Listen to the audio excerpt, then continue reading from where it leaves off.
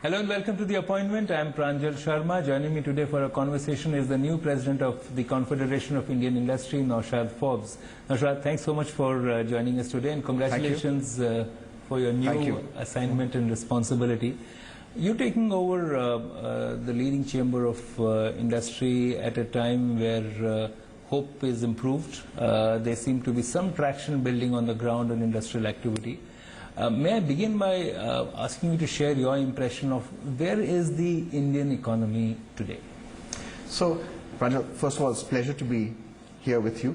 And I think the economy is in a very good place. And the timing is, I think, very exciting for me personally. Because I think if you look, we're sort of at the, this is the middle year of the government in a sense. Of the 5-year term. Maybe halfway through the term. Almost. So it's so 2 years are up. This is the middle year, and then there'll be 2 years, which will be a run up to the next election, and so on. And I think this is the timing is great for two reasons. One is from an Indian government perspective. There's a lot of there are many schemes underway. We've seen many useful things happen. Many more useful things are in the pipeline. And there's a great receptivity to working on new areas and finding new ways of pushing growth. Second, it's a great opportunity and timing from the international perspective. Yes, one could argue that there's a lot of stress internationally, but when the world is doing well and all economies are doing well, it's very difficult to stand out. When most economies around the world are struggling, or at best, keeping their heads above water, right? Then when you have a strong growth rate of 7.5–8%, that you really stand out. It's a great timing. How much of the optimism that we've seen in the last few months and the attention that we're getting from global investors, how much of that is now converting into action now, Naushad, on the ground where you see the wheels of the industry spinning faster? So from the foreign investment perspective, we've already seen the action start to happen. Foreign investment is up about 30% on the previous year. So we're starting to see some of these strong signs that the Make in India campaign is starting to deliver. I'm told also that this 30% increase in foreign investment, the share of manufacturing-related foreign investment has grown significantly. That, to me, is also very encouraging because it says, again, that India is being seen as an attractive investment destination, not just for services, but for manufacturing as well. That's new, and that's to me, a very powerful indicator. And it's also that the manufacturing base has expanded to include new sectors like defense and aerospace. Yes. It's early days, but that seems to be good too. Very much so. Very much so. Defense, aerospace, announcement in the last budget about food processing. These are whole new sectors which can actually attract a large foreign interest. But I think the area that we need to still work on is domestic investment, because domestic investment is still subdued. It's going to wait until demand picks up. I think first existing capacity has to be utilized. The capacity that's been created and improved on in the last few years, that has to still be utilized as demand picks up. And then probably maybe through this year, towards the end of the year, we'll start seeing a pickup in the investment cycle again. And that will then get all parts of the economy moving in the right direction. Here, I think the two obstacles to industrial activity were lack of consumer demand and high cost of credit. And it seems that both seem to be a reduced problem today. Exactly. So do you see momentum picking up? So both are moderating and we see momentum picking up. Exactly. So we're starting to see demand grow in the aggregate in certain sectors. Some of it driven very directly through initiatives of the government. For example, investment in the road building program, where we're seeing orders flow through for example, construction equipment companies. And that kind of trigger is helping demand grow more broadly.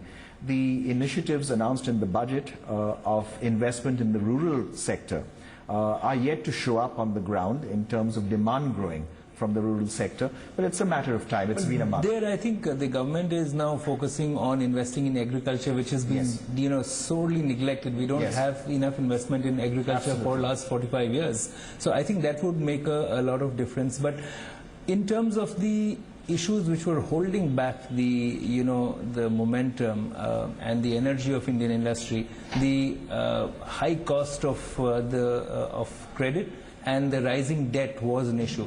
Do you see a constructive approach to resolving this issue of bad debt, which will free up a lot of capital as well as entrepreneurial energy? So I think the move to get banks to recognize the non-performing assets on their books is in itself a very productive thing, because once you recognize the problem, you provide for it, you can then move on and get beyond it. We've also recommended, and there's been, as you know, a lot of discussion on the creation of a national asset asset restructuring company, which would essentially, a bad bank that would essentially take these non-performing loans off the books of existing banks. It's been done in some other countries. It's maybe a way of speeding up the process, but regardless of whether one goes that route or not, simply addressing the overhang of non-performing assets, which has begun now, is very productive. I think it's important to do and get beyond. It's also going to create a sense of discipline in the industry, which some of them were, perhaps too ebullient about managing projects, but they were perhaps not capable of running them. Well, I think some of it was too ebullient and having greater confidence in one's abilities than was warranted. But some of it was also caused by delays that were beyond the company's own control, particularly on the infrastructure side, particularly on many of the PPP projects that were awarded.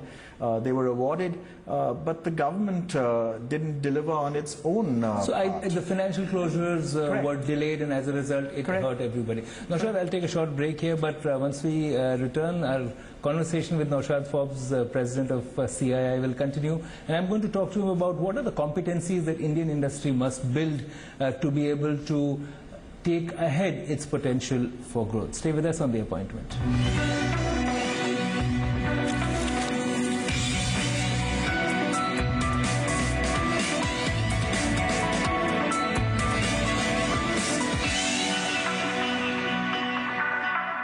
How to sell anything. For example, your sofa. कुछ मत करो. हजारों phone calls मत answer करो. इतने सारे buyer से मत मिलो. 50 लोगों से बार्गेनिंग मत करो. And it's sold. क्योंकि the best way to sell is to post it on Quicker. Offers पाओ, एक्सेप्ट करो best offer and find the money in your bank. Quikr आपके डोर स्टेप से कलेक्ट करेगा और डिलीवर कर देगा. Quikr doorstep. Quicker.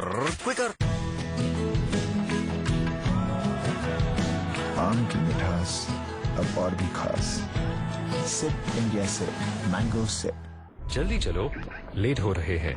2 minute, बस थोड़ी सी प्रेजेंटेशन बची है.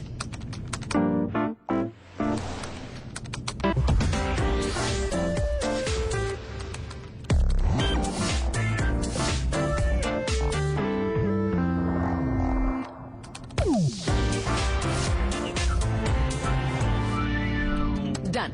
चले? हम तो पहुंच भी गए. पावरफुल भी, स्मूथ भी, नई 2016 Hyundai Verna.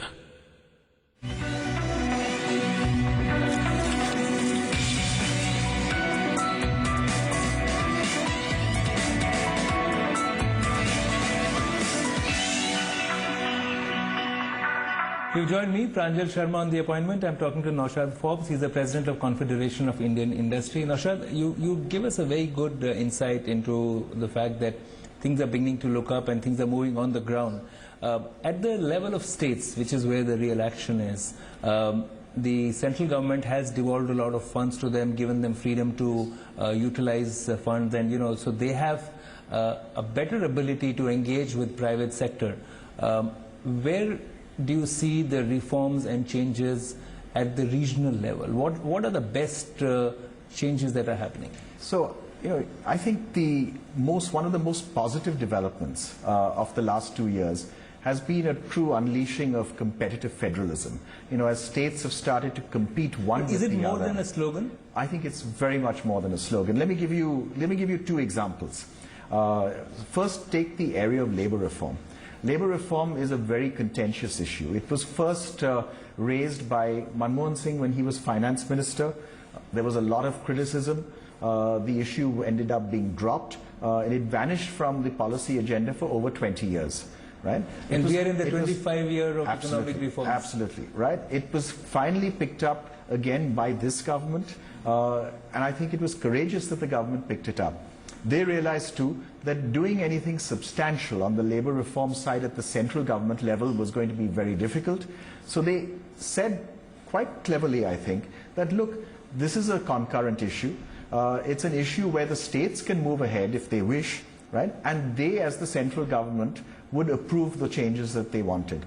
They encouraged states to move ahead on their own labor reforms, and we've seen 5 states move and change their labor laws. So Rajasthan, Madhya Pradesh, Andhra Pradesh, West Bengal, which you would never have thought would be in a labor reform short list of states, have all moved on their So when you see labor reforms. these changes are very welcome, because I think one of the best things is instead of the center deciding everything for everybody, the states are taking ownership of these changes, which is also politically more tenable. When do you see this impact affecting projects on the ground? So, you know, we as a company track projects around the country, and one of the things that struck us is that in the last year or so, the overwhelming proportion of moving projects that are in Telangana and Andhra Pradesh.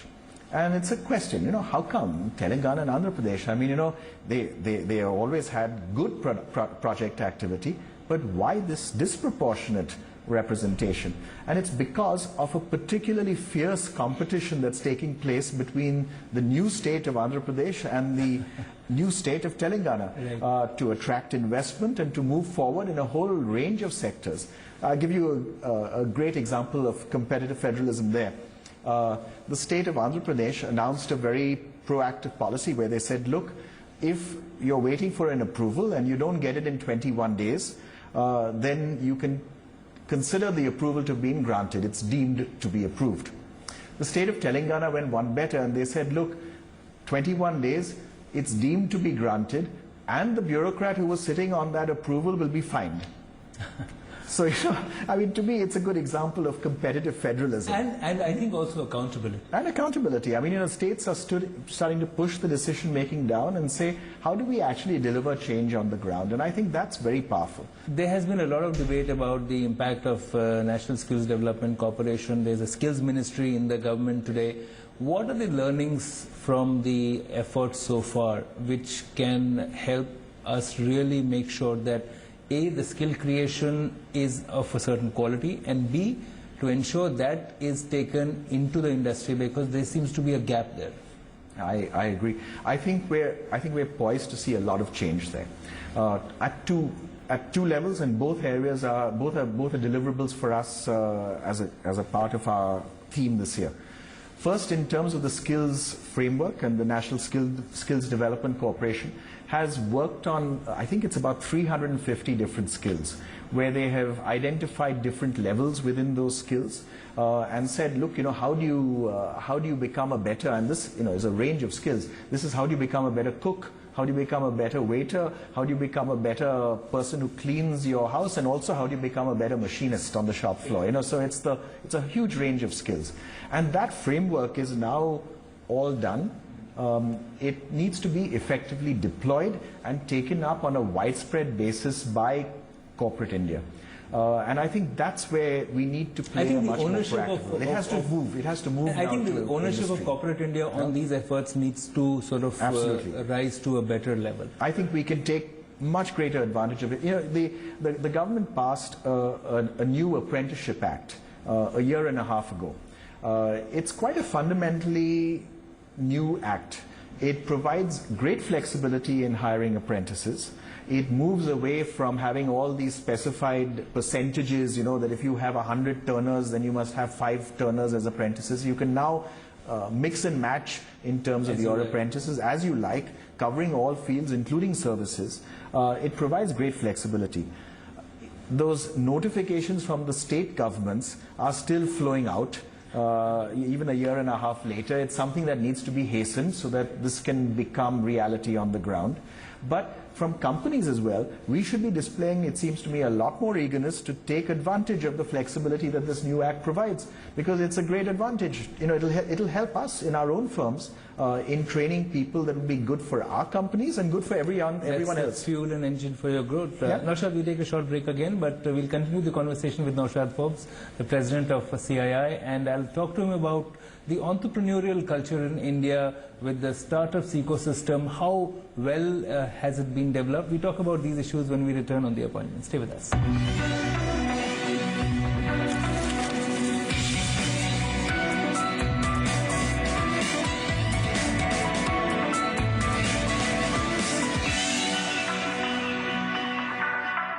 Best, second best, best, second best, best, second best, best. New Godrej NX WAC with 5.2 IS EER. Baki sab second best. Presenting the 3 Indian Car of the Year winners.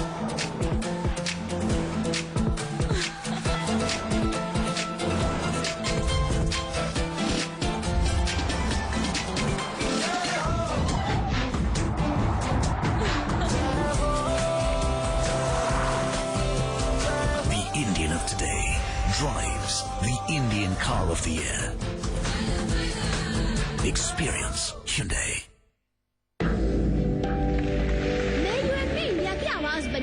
I am a Mount Literan. मैं पहुंचाऊंगा मिर्जापुर के cartridge दुनिया भर में. I am a Mount Literan. मैं बनाऊंगी India में Google. I am a Mount Literan. Mount literacy school, जहां बच्चे बने वो जो वो बनना चाहे. Interactive learning, community connect, digital citizenship और अवॉर्डेड इंडिया की number 1 school chain of the year. I am a Mount Literan. Zee learn का भरोसा. आम की मिठास अब और भी खास. सिप इंडिया से mango SIP.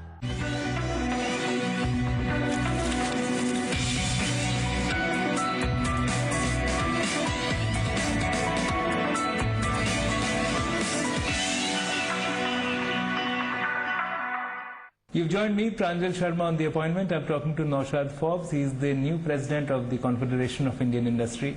Naushad, from the States, I want to pick up some of these issues around entrepreneurial culture in India, and that seems to be looking very robust, dynamic, exciting.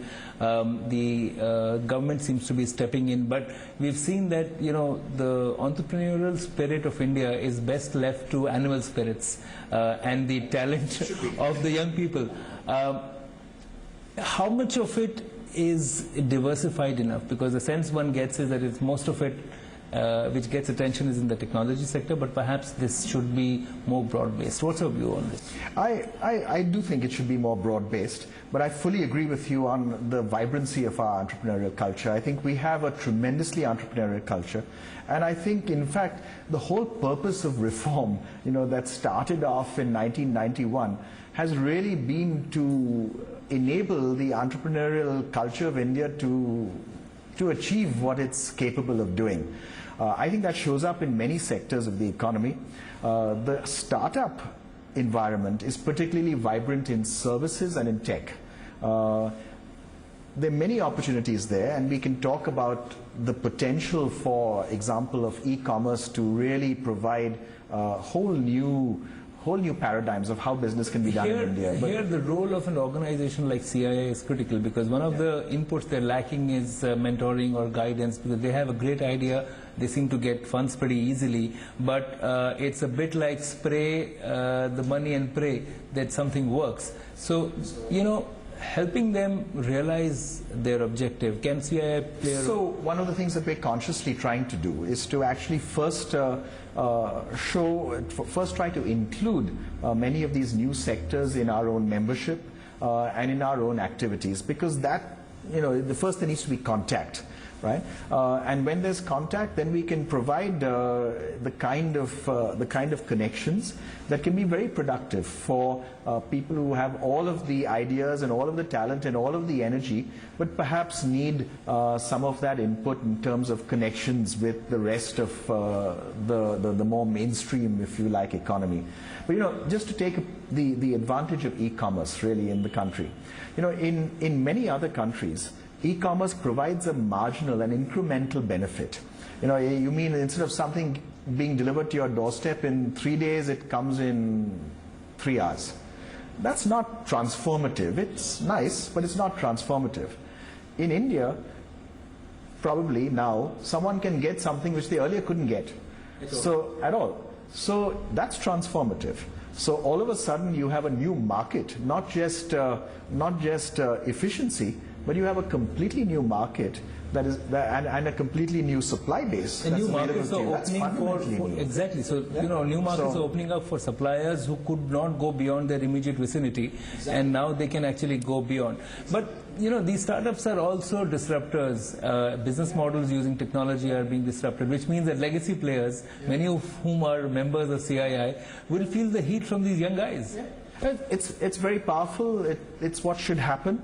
And I think what we're actually seeing is many of these startups, by the way, some of the startups are coming out of legacy players. It's the daughter or son of the promoting family of a legacy player who comes back from college somewhere and starts some completely new, vibrant enterprise in some completely unrelated field and does terrific work. So here, I think you see a mix going back and forth. I think it's the government productive. is now playing a role by the Startup India policy, and now even the Stand Up India, which is also bringing some of the marginalized sections of society and inculcating a culture of entrepreneurship in them. What will it take to make this work? Because while it's easy to reduce regulations, you need to do more. So I really like the way in which the government has initiated the startup program, because they've approached it, it seems to me, with a single-minded objective, which is how do you reduce the heavy hand of the state on startups. I think that's a terrific way of approaching it.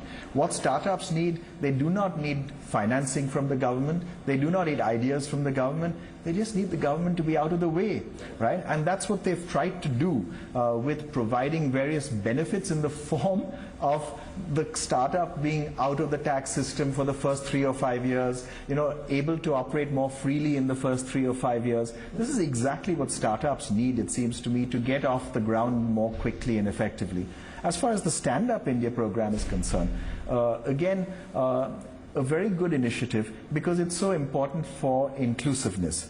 We do a lot of work in CII with Dickey, and that's a very good organization that again does not want any special benefits or advantages. It just wants access and openness to being dealt with. The good thing is that they're offering loans and credit without collateral, but again I'll come back to the piece that who's going to guide them and mentor them to become smart businessmen. So we have a very close working relationship, and it's an institutional relationship where precisely that kind of thing is happening. What we've actually arranged, we found the most productive thing that we can do is to actually arrange buyer-seller meets.